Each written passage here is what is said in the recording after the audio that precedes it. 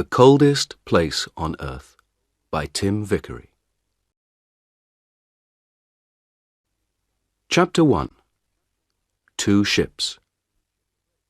The race began in the summer of 1910.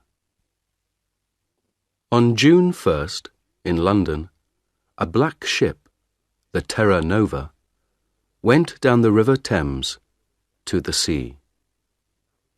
Thousands of people stood by the river to watch it. They were all excited and happy. On the Terra Nova, Captain Robert Falcon Scott smiled quietly. It was a very important day for him.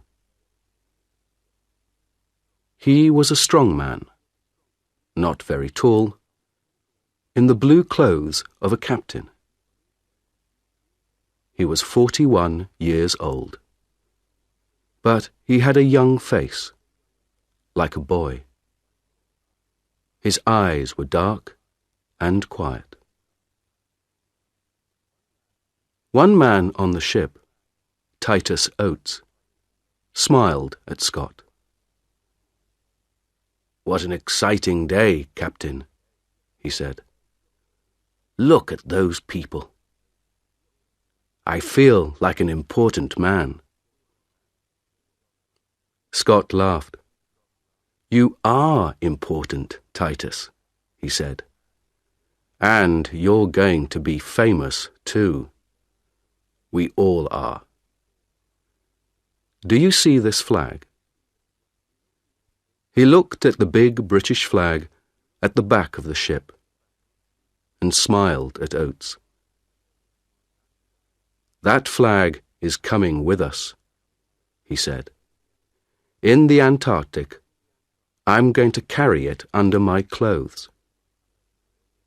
We're going to be the first men at the South Pole, and that flag is going to be first, too." 5 days later, on June 6th, a man opened the door of his wooden house in Norway. He was a tall man with a long face. He waited outside the house for a minute. Everything was very quiet. He could see no houses, only mountains, trees, and water. It was nearly dark. The sky was black over the mountains. The man smiled and walked quickly away from the house, down to the sea. In the water, a big wooden ship waited for him. The man got onto the ship and talked and laughed quietly with his friends. The ship's name was Fram, and the man was Roald Amundsen. The Fram was the most beautiful ship on earth, Amundsen thought. His friends were the best skiers on earth, too. One of them, Olaf Bjaaland, smiled at him. "North Pole, here we come, Captain," he said. "Yes," Amundsen said. His friends could not see his face in the dark. "Fram is going to the Arctic." Everyone on the Fram was ready to go to the North Pole, to the Arctic. Amundsen wanted to go there too. But first, he wanted to go south. His friends didn't know that. At midnight, on June 6th, the Fram moved quietly away from Amundsen's house, out to sea.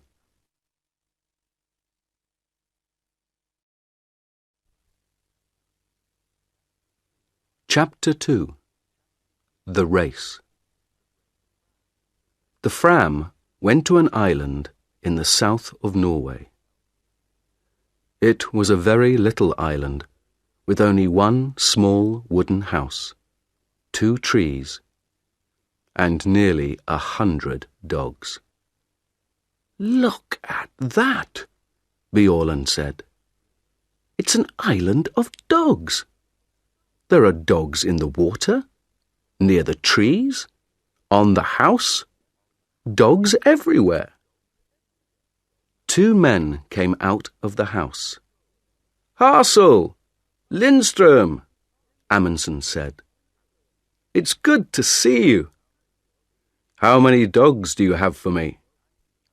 99, Roald," said Hassel. "The best 99 dogs from Greenland. And they're very happy. They don't work, they just eat and play all day. They're having a wonderful summer here."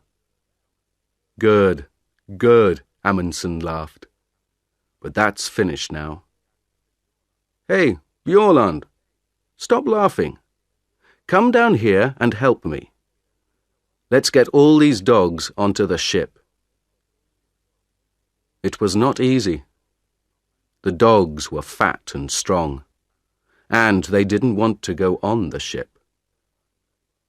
But at last, after 3 hours' hard work, all 99 were on the ship, and the Fram went out to sea again. The men were not happy. The weather was bad, the dogs were dirty, and some of the men were ill. They began to ask questions. "Why are we bringing dogs with us?" asked one man, Johansson. "We're going thousands of kilometers south, past Cape Horn, and then north to Alaska. Why not wait and get dogs in Alaska?" "Don't ask me," said his friend Helmer Hansen. "I don't understand it." The men talked for a long time. Then, on September 9th, Amundsen called everyone to the back of the ship. He stood quietly and looked at them. Behind him was a big map. It was not a map of the Arctic. It was a map of Antarctica. Bjaaland looked at Helmer Hansen and laughed. Then Amundsen began to speak. "Boys," he said, "I know you are unhappy. You often ask me difficult questions, and I don't answer. Well, I'm going to answer all those questions now, today. We began to work for this journey 2 years ago. Then, we wanted to be the first men at the North Pole. But last year, Perry, an American, found the North Pole. So, America was first to the North Pole, not Norway. We're going there, but we're too late." "I don't understand this," Bjaaland thought. "Why is Amundsen talking about the North Pole, with a map of Antarctica behind him?" Amundsen stopped for a minute, and looked at all the men slowly. No one said anything. "We have to go a long way south before we get to Alaska," he said. "Very near Antarctica, you know. And Captain Scott, the Englishman, is going to the South Pole this year. He wants to put his British flag there. An American flag at the North Pole, a British flag at the South Pole." Bjaaland began to understand. He started to smile and couldn't stop. He was warm and excited. "Well, boys," Amundsen said slowly, "do we want the British to put their flag at the South Pole first? How fast can we travel? We have a lot of dogs, and some of the most wonderful skiers on earth. Bjorland here is the best in Norway. So, I have an idea, boys. Let's go to the South Pole and put the Norwegian flag there before the British. What do you say?" For a minute or two, it was very quiet. Amundsen waited, and the men watched him and thought. Then Bjorland laughed. "Yes," he said, "why not? It's a ski race, isn't it? And the English can't ski. It's a wonderful idea. Of course. Let's go."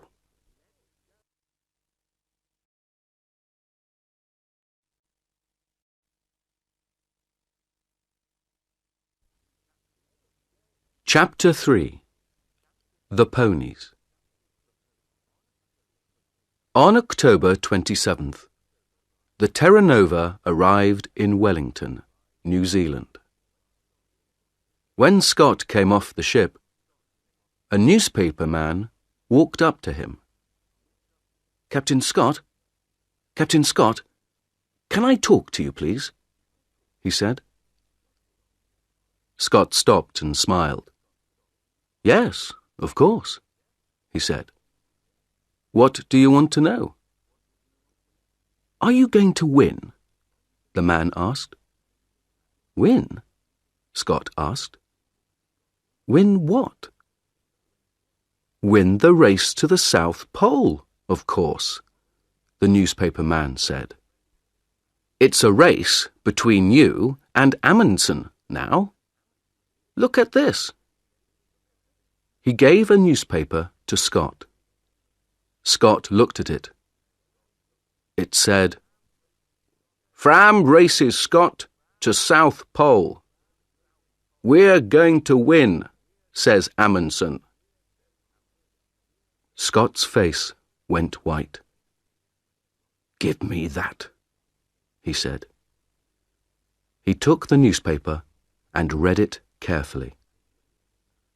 The newspaper man watched him and waited. "Well, Captain Scott," he said at last, "who's going to win this race? Tell me that." Scott looked at him angrily. "This is stupid," he said. "It's not a race. I came here to learn about the Antarctic. I'm not interested in Amundsen or in races." Then he walked back onto his ship, with the newspaper in his hand. Later that day, he talked to his men. He gave them the newspaper and laughed. "It doesn't matter," he said. "We're in front of Amundsen. And we have more men and more money. He has only 8 men and a lot of dogs. I know about dogs. They don't work in the Antarctic. We have 16 men and the new motor sledges. They are much better. And tomorrow the ponies are coming. We need ponies, motor sledges, and good, strong British men.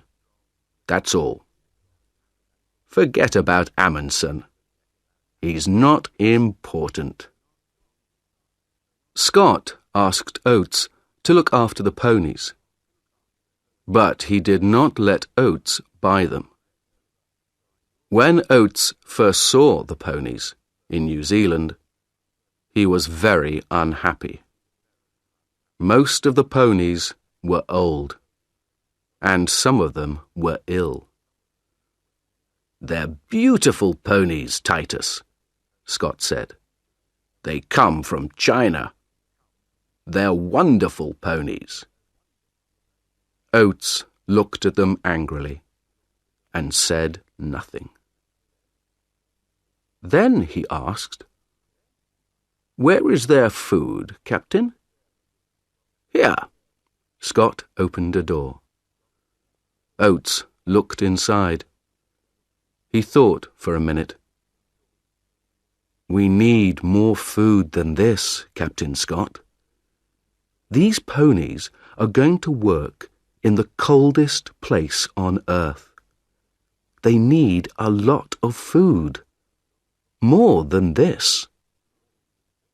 Scott smiled quietly. "We can't take more food on this ship, Titus. Where can we put it?" "But it doesn't matter, old boy. They're very strong ponies, you know. The best ponies on earth."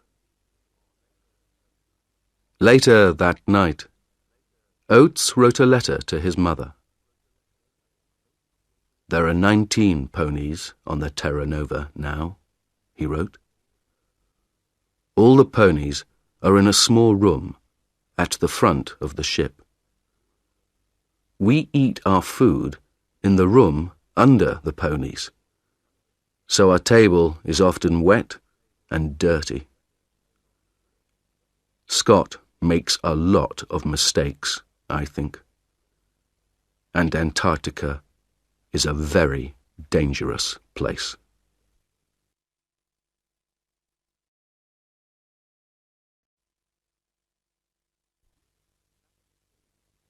Chapter 4. Food Depots. The two ships, Terra Nova and Fram, arrived in Antarctica in January 1911, at the end of summer. The Englishmen and the Norwegians wanted to stay on the ice all winter. They wanted to be ready to go to the South Pole at the beginning of the next Antarctic summer. The dogs pulled the Norwegians' sledges. They ran quickly over the snow and pulled the big sledges from the ship onto the ice. The men ran beside them on skis. They put a big wooden house on the ice. The house was full of food and skis and sledges. They called it Framheim. Outside the house, the dogs lived in holes under the snow. When the house was ready, the men made their first journey south. Before the winter, they wanted to take a lot of food south and leave it in depots. For the long journey to the pole, they needed a lot of food, and they couldn't carry it all with them. On February 10th, 5 men, 3 sledges, 18 dogs, and half a ton of food left Framheim and went south. It was easy. The weather was warm for the Antarctic, between -7 degrees centigrade and -17 degrees centigrade. The snow was good, and the dogs and skis went fast. They went 50 or 60 kilometers every day. After 4 days, they reached 80 degrees south and made the first depot. Amundsen made his depot very carefully. It was very important to find it again next summer. So he put a big black flag on top. Then he put 10 flags to the east of the depot, each flag half a kilometre from the next, and 10 flags to the west. So, there were flags for 5 kilometres to the left of the depot and 5 kilometres to the right. Then they went back to Framheim and took some more food south, this time to 82 degrees south. This time it was harder. The temperature was sometimes minus 40 degrees centigrade, and there were strong winds with a lot of snow. The dogs and men were very tired, and the tents and boots were bad. At the second depot, they put out 60 flags to help them find it again. They came back to Framheim on March 23rd.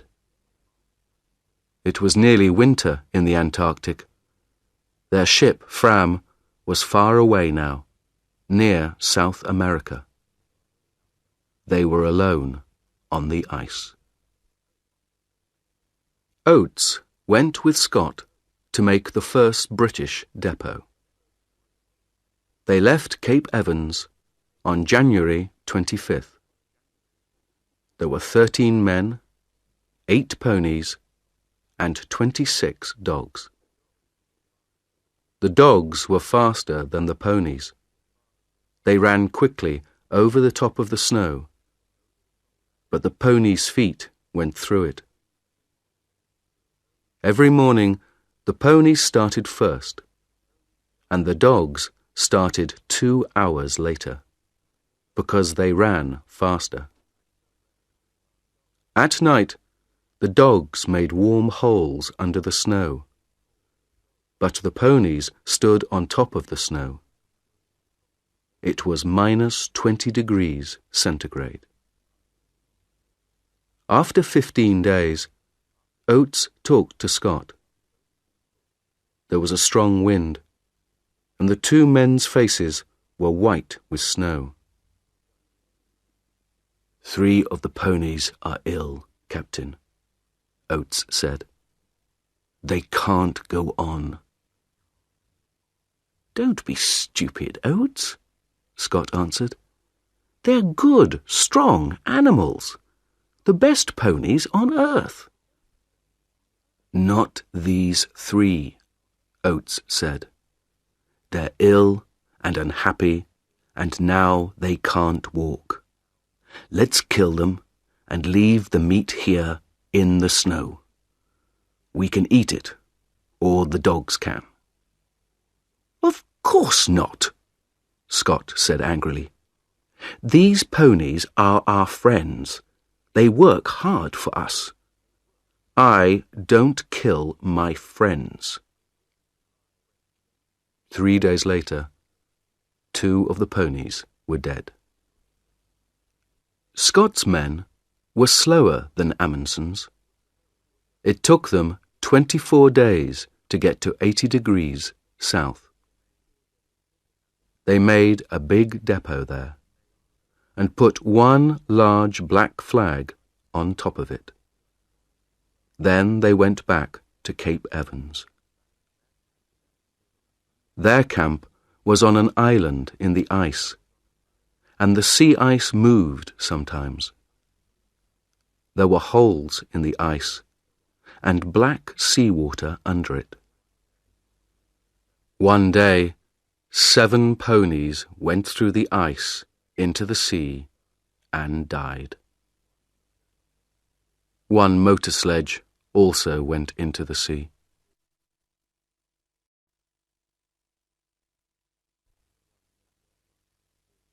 Chapter 5. A long, cold winter. It was dark for 4 months. Outside the wooden house at Framheim, it was often minus 60 degrees centigrade. The dogs lived in warm holes under the snow.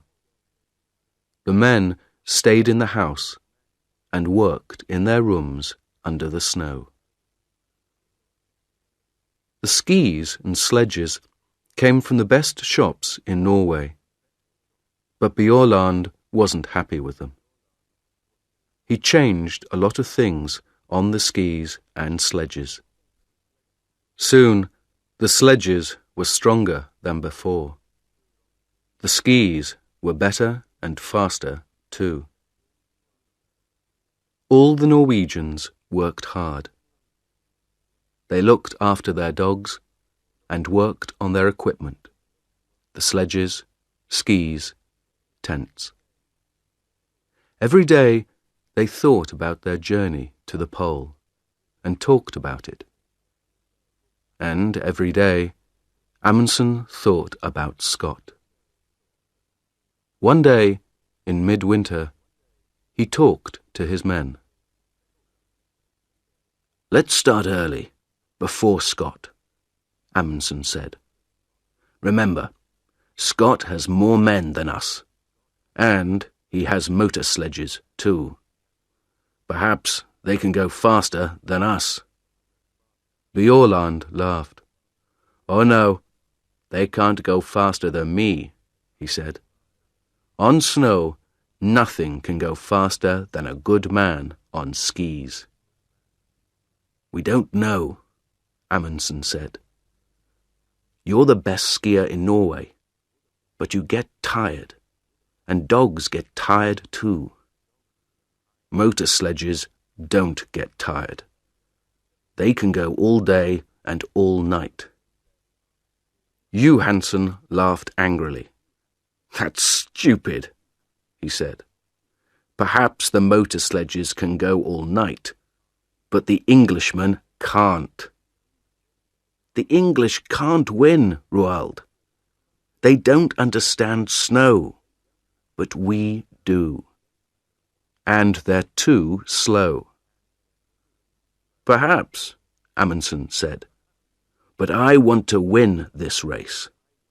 So we're going to start early. Do you understand?" It was quiet and warm inside Framheim.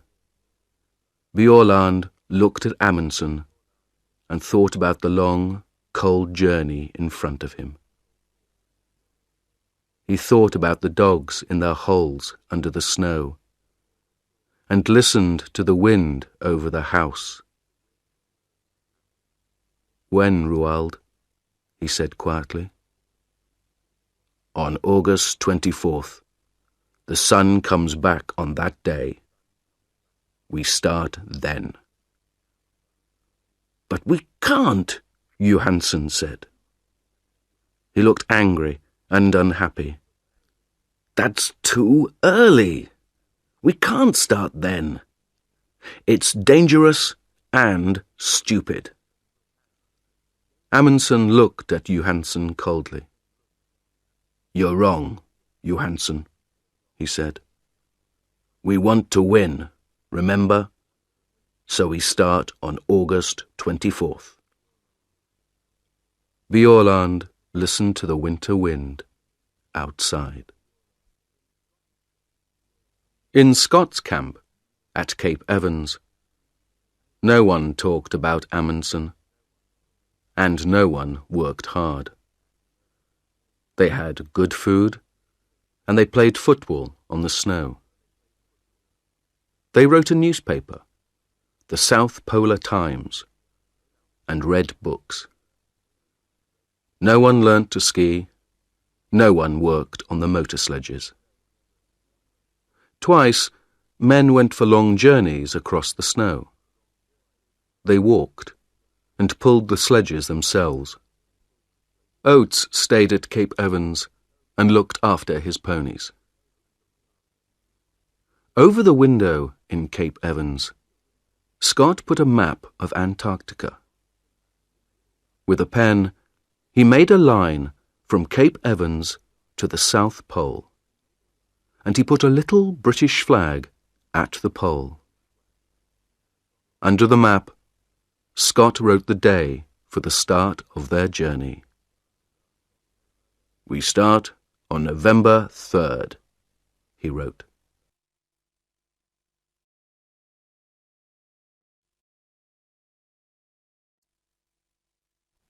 Chapter 6. A Bad Start. On August 23rd, the Norwegian sledges were ready. They took them outside, and the dogs pulled them across the ice. The sun came up for half an hour, but it was too cold, minus 46 degrees centigrade. They could not travel in that weather. They went back to Framheim and waited. They waited 2 weeks, until September 8th. Then, with the temperature at minus 37 degrees centigrade, they started. They ran happily across the snow to the south. 8 men, 7 sledges, and 86 dogs. Only Lindström, the cook, stayed behind in Framheim. At first, everything went well. They went 28 kilometers on Saturday and 28 kilometers on Sunday. It was easy. Then, on Monday, the temperature went down to minus 56 degrees centigrade. There was white fog in front of their faces. They couldn't see anything. But they travelled 28 kilometers. That night, in their tents, they nearly died of cold. Next day, they stopped and made snow houses. Inside the snow houses, it was warm. But everyone was unhappy. "I told you, Roald," Johansen said. "Even September is too early. We can't travel in this cold. Do you want us to die? Let's go back and wait for better weather." Amundsen was very angry. He was angry with Johansen, but he was angry with himself too. He knew Johansen was right. "All right," he said slowly. "We can go on to the depot at 80 degrees south, leave the food there, and then go back. We can't do more than that." It was 37 kilometers to the depot. The wind was in their faces all day. 2 dogs died on the way. At the depot, they did not stop. They put out the food and the flags, turned round, and went north. At last, the wind was behind them. The dogs ran quickly, and the men sat on the empty sledges. They went faster and faster. It was like a race. Amundsen was on Wisting's sledge, and soon he, Wisting, and Hansen were 3 or 4 kilometers in front. Soon they were alone. They travelled 75 kilometers in 9 hours, and they reached Framheim at 4 o'clock that afternoon. Bjaaland arrived 2 hours later with 2 more men. But the last 2, Johansen and Prestrud, went more slowly. Their dogs were tired. Their feet were wet and cold.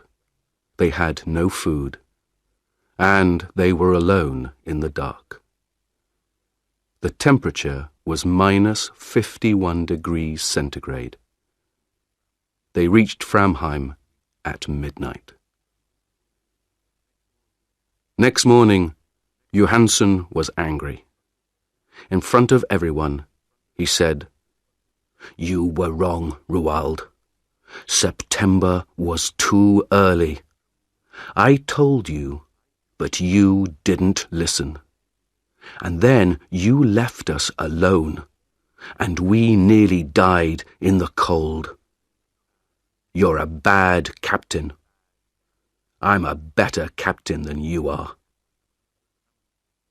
Amundsen was very angry. But, at first, he said nothing, because he knew that Johansen was right. Then, that evening, he gave a letter to Johansen. It said, "You aren't coming to the pole with me. When I go south, you can take some dogs and go east to King Edward VII's land. You can go with Prestrud and Stubberud. You can be the first men to go there, but not to the South Pole." The Norwegians stayed in Framheim and waited. They lay in bed, listened to the wind outside, and thought about Scott and his motor sledges.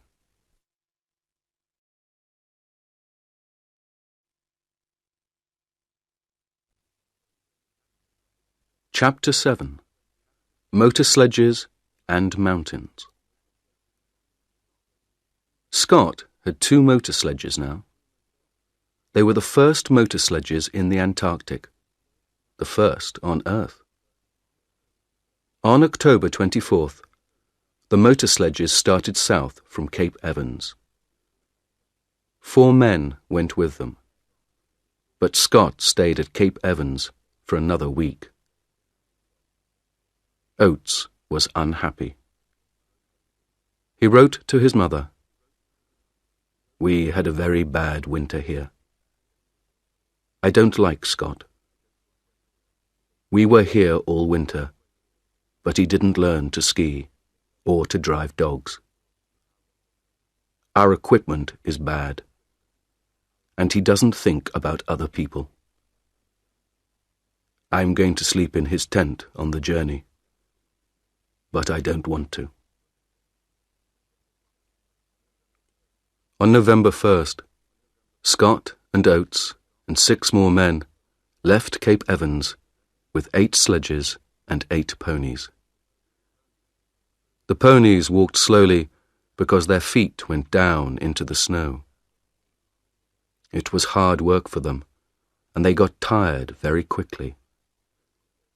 They travelled 13 or 14 kilometres in a day. Behind the ponies came Mears with 1 sledge and some dogs. Mears knew how to drive dogs. Every day, Mears started 2 hours after the ponies and arrived 2 hours before them. After 5 days, they found the motor sledges. The Norwegians began again on October 20th. There were 5 men this time: Amundsen, Bjaaland, Wisting, Hassel, and Hansen. They had 4 sledges and 48 dogs. There was a lot of wind and fog. On the first day, Wisting's sledge suddenly stopped, and the back went down.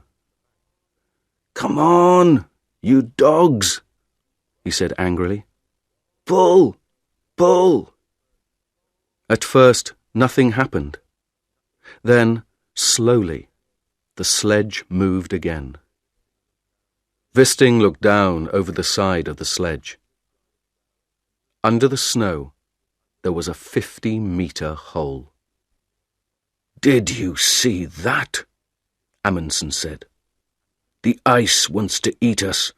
Men, dogs, sledges, everything."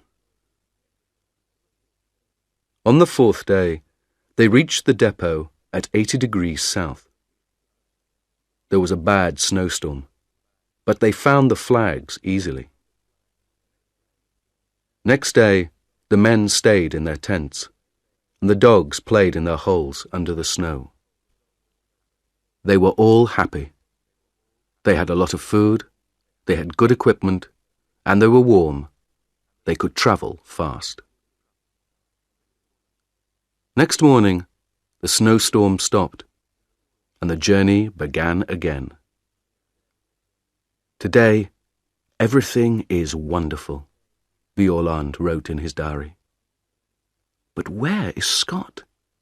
In front of us or behind? There was no one with the motor sledges. They were broken. Scott looked at them angrily. "It doesn't matter," he said. "Teddy Evans and his men are in front of us. They're good men. They're pulling their sledges themselves. We can get to the pole on foot." Oates looked at Mears. Oates and the ponies were tired, but Mears and his dogs were not. The snow was home for them. That night, Oates wrote, 3 motor sledges at £1,000 each. 19 ponies at £5 each. 32 dogs at £1.50 each. Well, it's not my money, it's Scott's. On November 21st, one of the ponies died.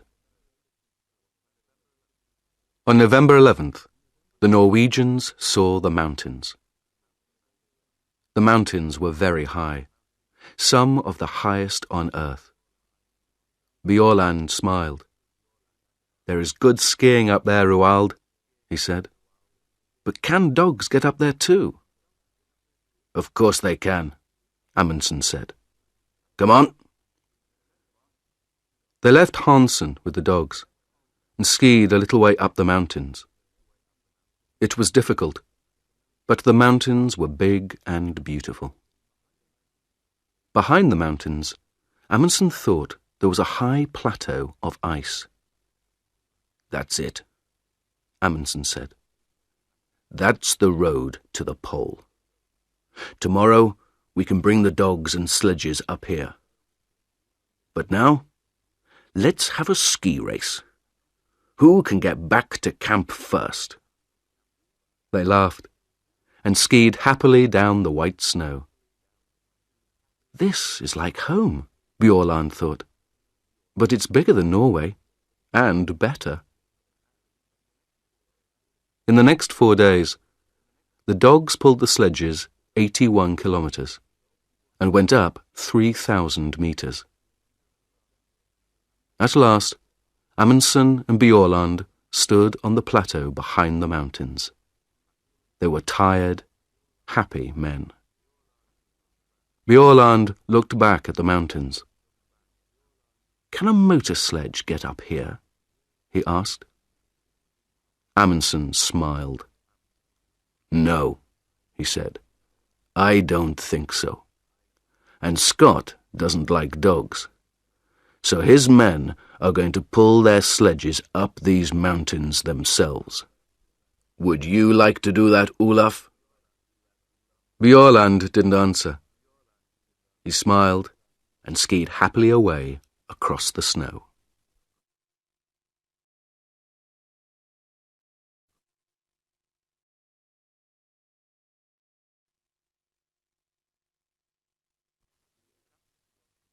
Chapter 8.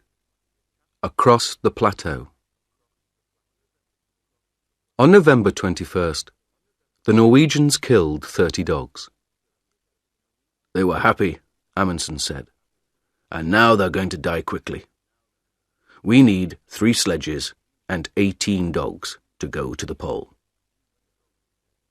When the dogs were dead, the other dogs ate them. The men ate them too. They were good friends, Bjaaland wrote in his diary. And now they are good food. 2 days later, the dogs were fat. Then, in a snowstorm, they began their journey again. After the snowstorm, there was fog, and in the fog, they got lost on an ice river with hundreds of big holes in it. They could see nothing, and it was very dangerous. In 4 days, they moved 9 kilometers. But the ice is beautiful, Bjaaland wrote. Blue and green and white. This is a wonderful place, but I don't want to stay a long time. After the ice, there were strong winds and bad snowstorms. They could see nothing in front of them. But every day they travelled 25 or 30 kilometres. Then, on December 9th, the sun came out. They were at 88 degrees, 23 minutes south, 175 kilometres from the pole. 5 more long days, Bjaaland wrote. That's all now. But where is Scott? For 4 days, Scott's men stayed in their tents near the mountains. There is a bad snowstorm outside, Oates wrote. It's too cold for the ponies, and our clothes and skis are bad too. On December 9th, Oates killed the ponies. They were tired and ill, and they could not walk up to the plateau. Then Mears and his dogs went back to Cape Evans. We can pull the sledges ourselves, Scott said. We can do it. We're all strong men. There were 2 sledges and 8 men. They went 24 kilometres a day. On December 31st, Scott said to Teddy Evans and the men on the second sledge, You can't ski well. Leave your skis here. So they pulled their sledge 24 kilometres without skis. Next day, Scott went to Teddy Evans's tent. You're ill, Teddy, he said. You can't come to the pole. Take 2 men and go back. Tomorrow. Teddy Evans was very unhappy. 2 men, Captain, he said.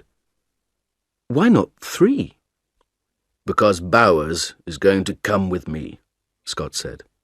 He's strong. We need him.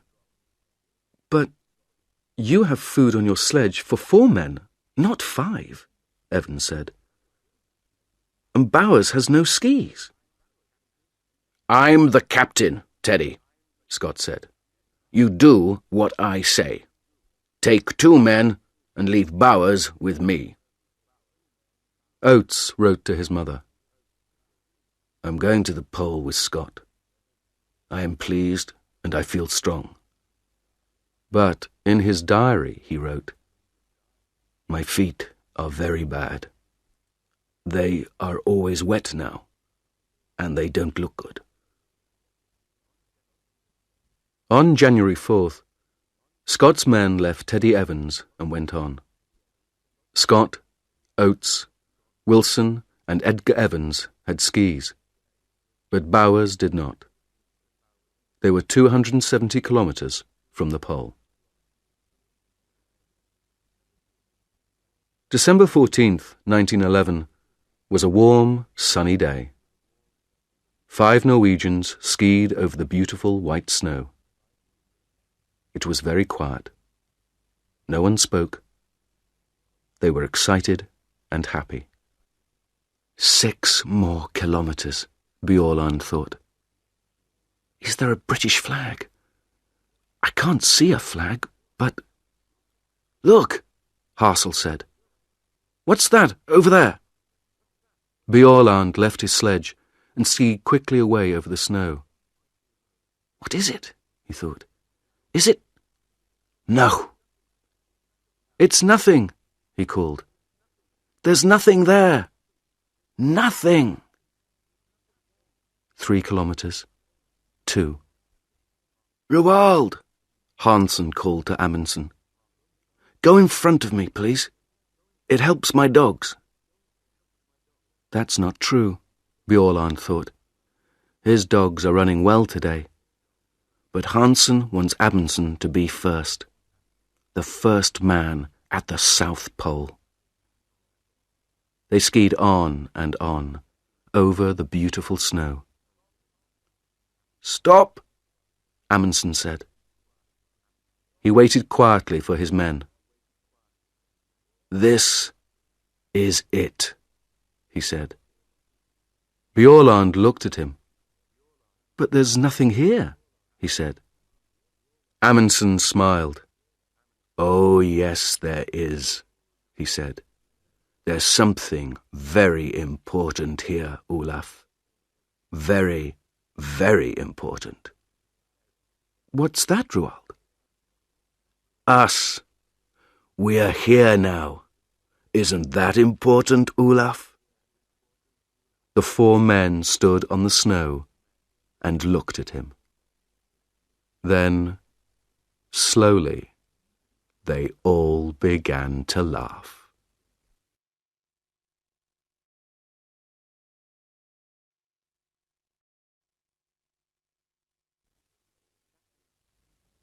Chapter 9. The End of the Race. The Norwegians stayed 2 days at the pole. They left a tent there, with a Norwegian flag on it. Inside the tent, they left some food, a letter for the King of Norway, and a letter for Scott. They left some more black flags near the pole, and one 28 kilometers north. Then they skied away, back to the north. "It's a beautiful day," Bjaaland wrote. "The sun is warm, the snow is good. But the dogs run too quickly. I can't get in front of them." They found their depots easily. There were 10 between the pole and Framheim. Each depot had a lot of food. They laughed and skied quickly down the mountains. Often they skied 50 kilometers a day. On Friday, January 26th, 1912, they came back to Framheim. It was 4 o'clock in the morning. Inside the wooden house, Lindström, the cook, was asleep. Amundsen walked quietly to his bed. "Good morning, Lindström," he said. "Is our coffee ready?" The black flags waited at the pole. "What's that, Captain?" Bowers said. "Over there." "Where?" Scott asked. "What? Oh, my God." They all saw the small black flag in the snow, 2 kilometers in front of them. Slowly, they pulled their sledge to it. Next day, January 17th, 1912, they found the tent and the Norwegian flag. Near it, Scott took the British flag from under his clothes and put it up. In his diary, Scott wrote, "This is a very bad day. We are all tired and have cold feet and hands.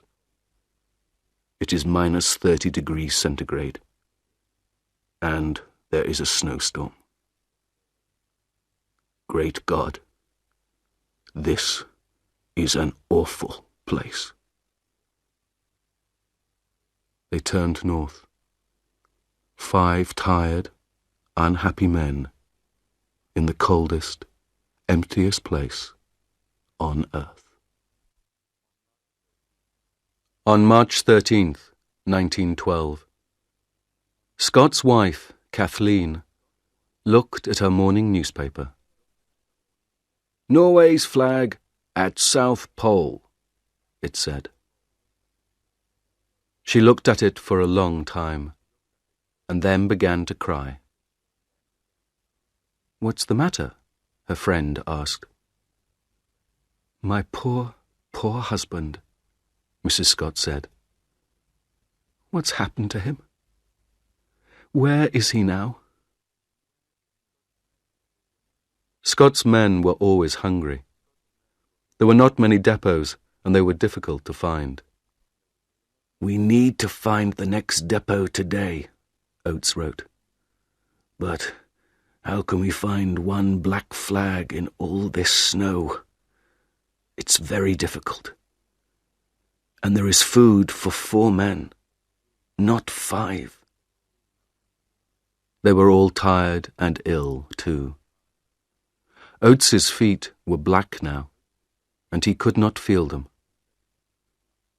On February 16th, Edgar Evans died. On the 17th, they were past the mountains. At the depot there, they ate one of the dead ponies. Then they went on. 10, 11, 12 kilometers a day.